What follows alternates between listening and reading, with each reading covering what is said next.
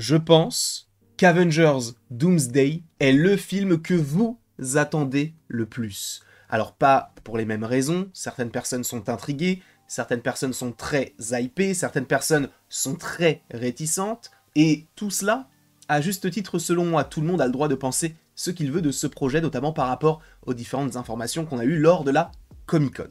Et c'est pourquoi on va en parler aujourd'hui, là maintenant, on en a parlé ce midi, si je ne dis pas de bêtises, et il y a une autre vidéo qui va sortir cet après-midi, et une autre encore demain.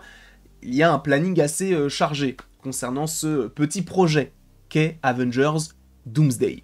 En tout cas, sachez que Variety, hier ou cette nuit, a partagé via Tatiana Siegel, qui n'est autre qu'une journaliste de Variety, une sorte de rapport, un article sur le coût. Parce que je vous rappelle qu'on parle de Robert Downey Jr.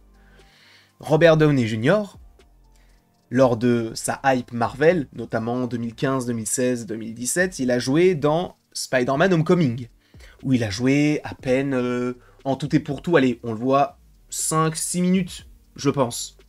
Il a touché plus d'argent que n'importe qui sur le tournage. Alors tu vas me dire, mais oui, c'est Robert Downey Jr., mais il a touché plus d'argent que n'importe qui pour 5 minutes.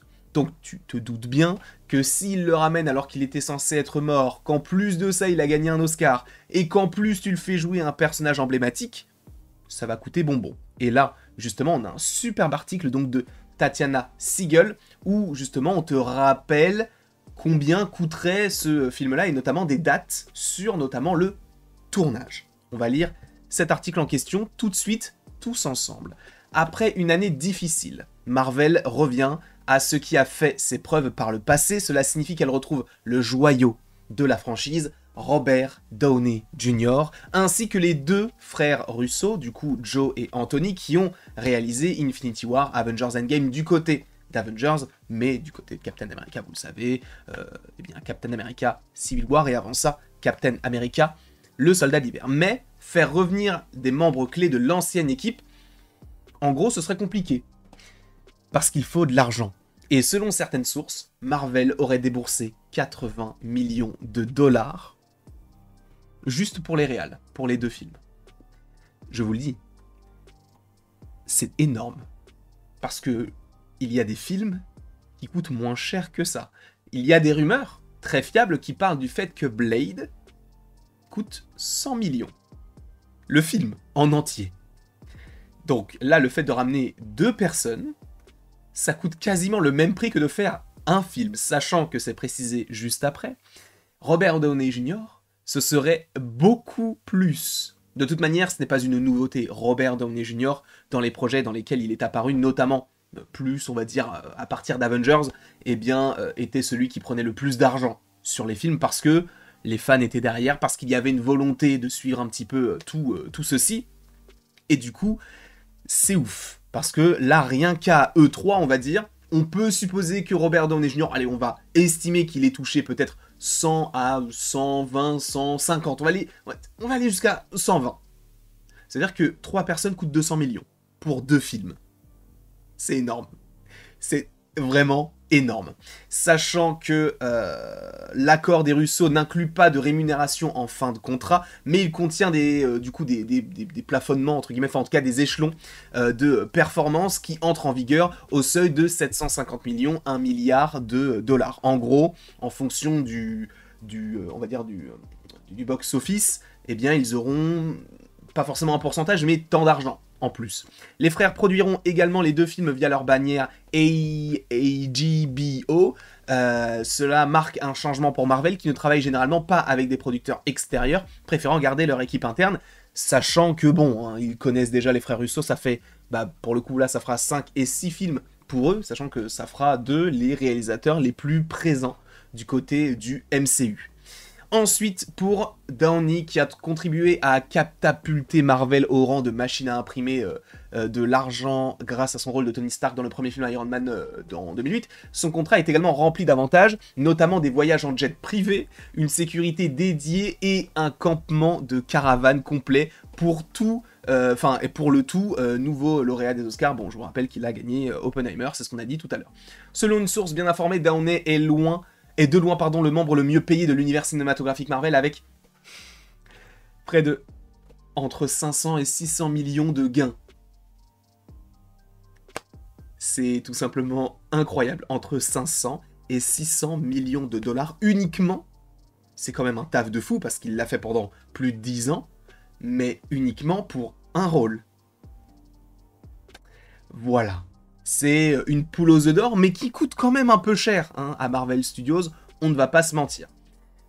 Du coup, des changements s'imposent néanmoins, alors que les deux films précédents des frères Russo ont été tournés à Atlanta. Les nouveaux volets, eux, seront tournés à Londres à partir du deuxième trimestre 2025. Donc, en gros, on va tourner à partir d'avril-mai 2025 pour le film.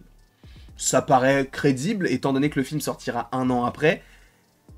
Il va y avoir beaucoup de personnages, puisque je vous rappelle quand même d'officiel, bon, on a Robert Downey Jr. qui va jouer le Docteur Fatalis, mais on aura aussi, du coup, les 4 Fantastiques, et je crois qu'il y a les Thunderbolts aussi qui ont été annoncés pour ce film-là. Bref, en tout cas, voilà ce que l'on sait à peu près concernant les chiffres et notamment la date de sortie. Bien que Marvel soit devenue la marque la plus dominante du cinéma au cours des 30 dernières... Enfin, au cours de ces 30 premiers films, pardon, elle a commencé à montrer des fissures. Bon, là, ça rappelle que ni Ant-Man et la guêpe Quantumania, ni The Marvels n'ont convaincu, puisque je vous rappelle que The Marvels, bien que, et je serai toujours là à défendre, entre guillemets, ce film-là, bien que ce film ne soit pas forcément une bouse, parce que je trouve qu'il est sympa, il n'a rapporté que 200 millions, sachant qu'il n'est pas du tout rentable, puisqu'il a coûté près de 225-250.